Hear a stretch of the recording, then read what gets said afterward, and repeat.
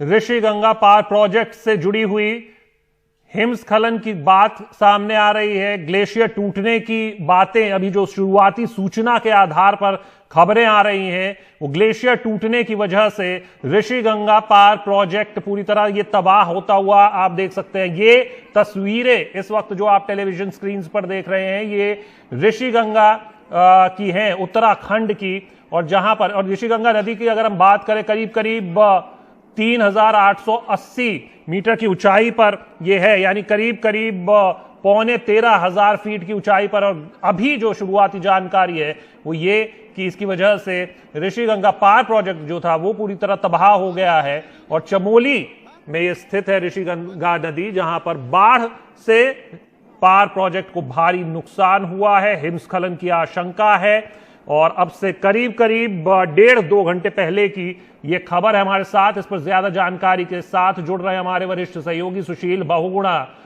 सुशील, फिलहाल अभी तक किस चीज की पुष्टि हो सकी है? और मैं आपसे ये जानना चाहूंगा, क्योंकि आप खुद उस जगह को भली भांति जानते हैं, कि ये कितनी हाइट पर है। क्या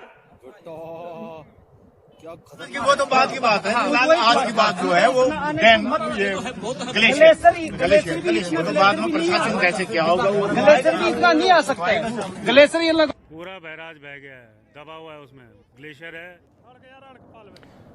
तो ये हमारे साथ हमारे सहयोगी सुशील बहुगुणा जुड़े हुए हैं। सुशील, सवाल मेरा यही है कि फिलहाल अभी तक किन बातों की पुष्टि हो चुकी है, क्या वजह की पुष्टि हुई है? क्योंकि हमने अलग अलग ट्वीट्स के जरिए सरकारी तौर पर यह तो सुना है कि सूचना के आधार पर ग्लेशियर टूटने की ये वजह बताई जा रही है इस बाढ़ की।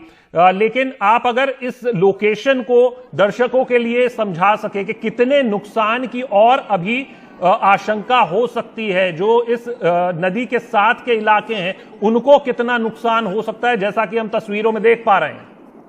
जी देखिए, 2-3 चीजें हैं इस समय जो ये घटना है, इसको लेकर कई तरह की बातें कही जा रही हैं। एक तो ये 3,000 मीटर की ऊंचाई पर नहीं है, इसकी ये काफी लगभग 1,500 के से लेकर 2,000 मीटर के आसपास का इलाका होगा, जहां पर ये ऋषिगंगा पावर प्रोजेक्ट है। तो वो हाइट इसकी नहीं है।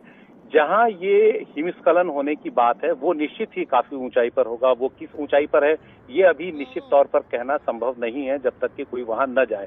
तो इस तरह की खबरों पर तो यकीन नहीं करना चाहिए कि अभी किस हाइट पर हुआ, लेकिन ये पुष्टि है कि कोई हिमस्खलन बड़ा हुआ है, ग्लेशियर का कोई हिस्सा बड़ा टूटा है, जिसकी वजह से डाउन स्ट्रीम में ऋषिगंगा नदी में ये जो सैलाब है, ये जो बाढ़ है, ये ट्रिगर हुआ है। और उसकी वजह से पानी काफी, ऋषिगंगा नदी काफी चौड़ी नहीं है, यहाँ ऋषिगंगा प्रोजेक्ट तक आते हुए संकरी नदी है, तो इसलिए पानी काफी तेजी से डाउन स्ट्रीम आया है। वहां पर हाइट काफी तेजी से डाउन होती है, मतलब हाइट काफी तेजी से गिरती है, तो पानी में जो पोटेंशियल होता है वो काफी ज्यादा होता है, उसके अंदर स्पीड, उसके अंदर ताकत बहुत ज्यादा होती है। इसलिए ऋषिगंगा पावर प्रोजेक्ट को उसने तबाह कर दिया, जो 11 मेगावाट का था, बहुत बड़ा पावर प्रोजेक्ट नहीं था, एक प्राइवेट पावर प्रोजेक्ट था।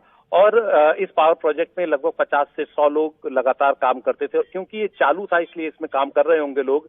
कितने लोग हताहत हुए ये कहना मुश्किल है, लोग कह रहे हैं लगभग 50 लोग हो सकते हैं। लेकिन ये पानी आगे जाकर के, यहाँ से करीब 2 किलोमीटर आगे जाकर के धौलीगंगा में मिलता है, जो दूसरी तरफ से आती है, और इन दोनों का पानी आगे जाकर अलकनंदा में मिलता है। और अलकनंदा नदी में मिलने से पहले ये तपोवन प्रोजेक्ट है, उस प्रोजेक्ट को इसने हिट किया है। तपोवन एक बहुत बड़ा प्रोजेक्ट बन रहा है, 530 मेगावाट का प्रोजेक्ट है, 2,500 करोड़ का प्रोजेक्ट है। उसका काम अभी चल रहा है, उसका मक दोनों तरफ फैला हुआ था, दोनों तरफ बिखरा हुआ था नदी के, यानी जो मलबा, जब डैम बनाते हैं आप तो जो मलबा निकलता है उसको डिपॉजिट नदी के दोनों तरफ ही किया गया था। अभी पूरी तरह से ठीक से मलबा डिपॉजिट नहीं हुआ था, तो ऊपर से आने वाले इस पानी के बहाव ने उस मलबे को आगे खिसका दिया है या ऊपर उठा दिया है, और इसकी वजह से आसपास के इलाके में मलबा जमा हुआ होगा, नुकसान हुआ होगा रिहायशी इलाकों को। कितना नुकसान हुआ है इसके लिए हमें इंतजार करना चाहिए, किसी ऐसे ट्वीट के या उसके भरोसे नहीं आना चाहिए। लेकिन इसका पानी अलकनंदा में आगे जाके मिलता है, तो अलकनंदा नदी का बहाव और अलकनंदा नदी का स्तर दोनों ही निश्चित रूप से बढ़ेंगे। आगे जाकर जो एक बड़ा डैम इसमें आता है वो श्रीनगर का डैम है। श्रीनगर का 330 मेगावाट का जो डैम है वो इस पानी को रोक पाएगा या फिर उन्हें डैम के गेट्स खोलने पड़ेंगे, ये तब पता लगेगा जब ये पानी वहां तक पहुंचेगा। और इस इलाके से श्रीनगर की दूरी लगभग 180 किलोमीटर की है, यानी पानी को करीब 150 से 180 किलोमीटर ट्रैवल करना पड़ेगा, जिसमें 4 से 5 से 6 घंटे लग सकते हैं। तो वो तब पता लगेगा कि वहां पानी है। जी हाँ, यही मैं समझना भी चाह रहा था, ताकि हमारे दर्शकों के लिए भी ये थोड़ा सरल हो सके, जो वहां के इलाकों में हमें सुन पा रहे हैं उनके लिए थोड़ा ये बात साफ हो सके। क्योंकि दो बातें जो अभी शुरुआती जो खबरें निकल कर आ रही हैं उसमें सामने आ रही है, वो ये कि जो भागीरथी नदी है उसको रोका गया, उसका फ्लो को रोका गया है अलकनंदा नदी का, ताकि पानी उफान पर ना आ सके। और उसी में जैसा कि आपने अभी जिक्र किया श्रीनगर डैम और ऋषिकेश डैम। मैं आपको रोकूंगा, ये कुछ भी चीजें बगैर उसके नहीं। भागीरथी का इससे कोई लेना देना नहीं है। भागीरथी नदी उत्तरकाशी से निकलती है, यहाँ से बहुत दूर। भागीरथी नदी अलकनंदा से देवप्रयाग में मिलती है, लेकिन उससे पहले ये नदी अलकनंदा के नाम से वो होती है। श्रीनगर तक हमें पहले देखना होगा कि श्रीनगर तक क्या असर इसका पड़ता है।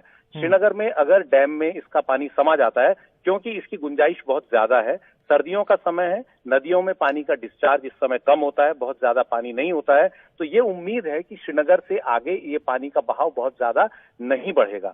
लेकिन श्रीनगर तक ये पानी, क्योंकि कोई बीच रास्ते में कोई बड़ा डैम ऐसा सच नहीं है, तो ये पानी उसके दोनों तरफ, भागीरथी नदी से मैं एक बार फिर कह दूं, इसका कोई लेना देना नहीं है।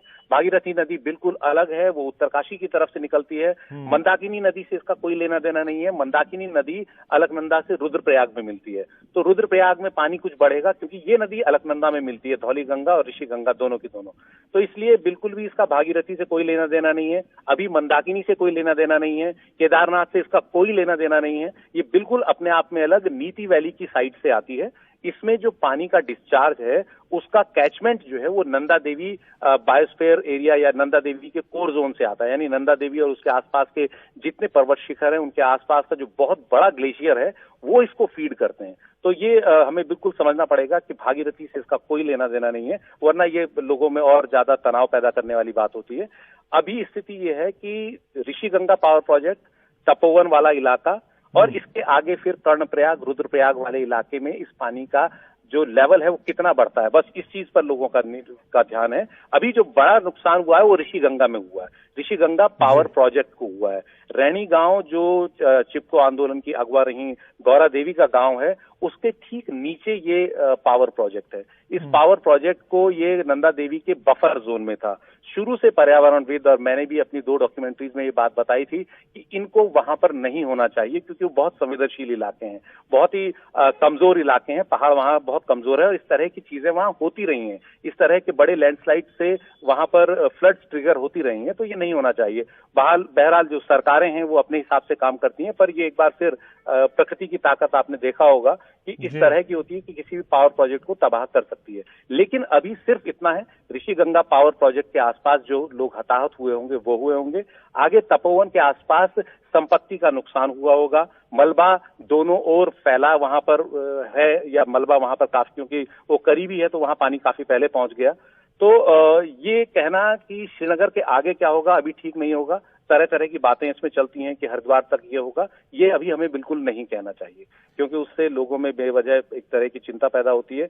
उम्मीद ये है कि श्रीनगर का डैम, जो श्रीनगर में पानी इस समय कम होता है, वो इसके इस बहाव को रोक लेगा, उसको रोक लेना चाहिए, क्योंकि सर्दियों में पानी का डिस्चार्ज काफी कम होता है। आप डॉक्टर एचपी सती को मैंने कहा कि बात करने के लिए, आप उनसे पूछेंगे तो आपको और बेहतर तरीके से बताएंगे। लेकिन ये जो आपदा है वो अपने आप में ये बता रही है कि इन सब इलाकों में किस तरह के निर्माण होने चाहिए, किस तरह की परियोजनाएं होनी चाहिए। और ये एक बार फिर प्रकृति ने बताया है कि इसके आसपास आबादी बहुत ना हो, इसके आसपास बड़े प्रोजेक्ट्स न बने, या छोटे projects run of the river हो। अगर आप नदी रोक कर प्रोजेक्ट बनाएंगे तो इस तरह के नुकसान आपको लॉन्ग रन में देखने पड़ेंगे।